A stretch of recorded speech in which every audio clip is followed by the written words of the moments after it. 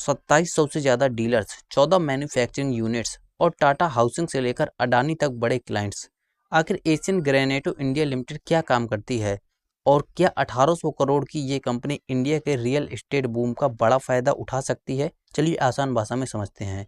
दोस्तों, आज हम बात करेंगे एशियन ग्रेनाइटो इंडिया लिमिटेड की।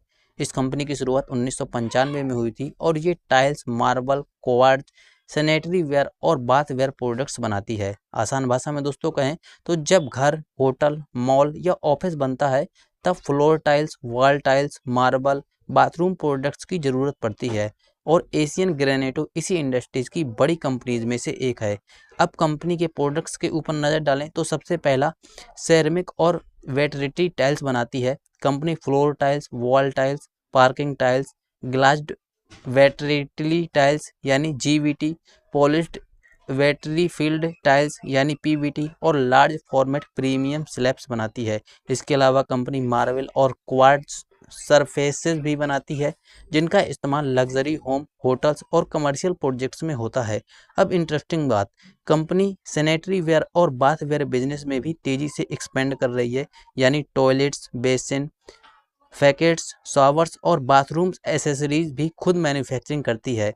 अब दोस्तों, इस कंपनी के क्लाइंट्स के ऊपर नज़र डालें तो कंपनी के क्लाइंट्स में Tata housing, DLF, Lodha Reliance, Adani, L&T, ITC hotel, burger king और पिज्ज़ा हट जैसे बड़े नाम शामिल है। यानी कंपनी का presence real estate, hospitality, retail और कॉरपोरेट सेक्टर में काफ़ी स्ट्रॉन्ग है।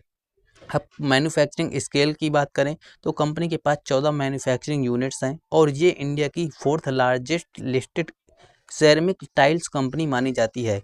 इसके प्लांट्स मेनली गुजरात के मोरबी, हिमांतनगर, धोकला और मेहसाना में है। अब डिस्ट्रीब्यूशन नेटवर्क के ऊपर नज़र डालें कंपनी के तो इस कंपनी के पास 2700 से ज़्यादा डीलर्स और सब डीलर्स हैं। साथ ही 18,000 से ज़्यादा टेक टच पॉइंट और 227 से ज़्यादा फ्रेंचाइजी पार्टनर मौजूद हैं।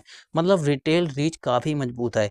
अब इंटरनेशनल एक्सपेंशन की दोस्तों बात करें तो कंपनी नेपाल, यूके, दुबई और यूएसए जैसे मार्केट्स में भी एक्सपेंड कर रही है। और अब एक्सपोर्ट एक्सपोर्ट देखें तो एक्सपोर्ट रेवेन्यू का 19% हिस्सा बन चुका है।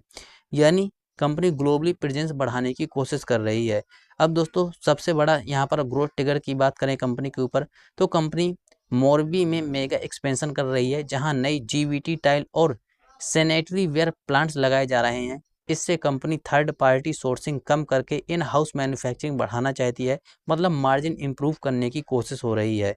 दोस्तों, रिस्क यहाँ पर समझना जरूरी है। टाइल्स इंडस्ट्री में कंपटीशन काफ़ी ज़्यादा है, खासकर मारवी बेस्ड मैन्युफैक्चरिंग में सॉरी दोस्तों, मोरबी बेस्ड मैन्युफैक्चरिंग में। इसके अलावा गैस प्राइसेस और रॉ मटेरियल कॉस्ट प्रॉफिटेबिलिटी को प्रभावित कर सकते हैं। रियल एस्टेट स्लोडाउन आने पर डिमांड भी कमज़ोर हो सकती है। लेकिन दोस्तों, पॉजिटिव पॉइंट देखें तो इंडिया में हाउसिंग इंफ्रास्ट्रक्चर और प्रीमियम हाउस सेगमेंट तेज़ी से बढ़ रहे हैं और ब्रांडेड ऑर्गेनाइज्ड प्लेयर को लॉन्ग टर्म में फ़ायदा मिल सकता है।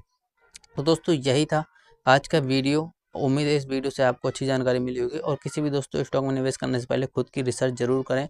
और दोस्तों, ये वीडियो केवल एजुकेशनल पर्पस के लिए था।